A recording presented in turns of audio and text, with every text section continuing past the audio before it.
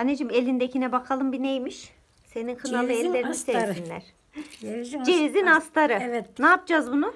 Bunu üçünü kaynatacağız. Kaynak suyu içine atacağız. Hemen, evet. Biz bir sefer öyle kaynayı verdim miydi indireceğiz. Tamam. Kenarıya alıyoruz. Evet. Soğuduktan sonra böyle bir hafta falan günlük bir çay bardağı içecek. Evet. Ondan sonra o silizete çok faydası var. Evet. Hatta anne içince benim kuzen de yapmıştı bunu. İçince böyle burnundan bir sarı su geliyor diyor 6-7 gün sonra. Sinüslerim komple boşaldı. En az 5-6 sene hiç sinüzit ağrısı çekmedim diyor. Evet. Ne güzel mucize değil mi? Bir daha bakalım Tabii. anne. Bu evet cevizin içerisindeki astar arkadaşlar. Evet, evet. Ara kısmı. Ara kısmı.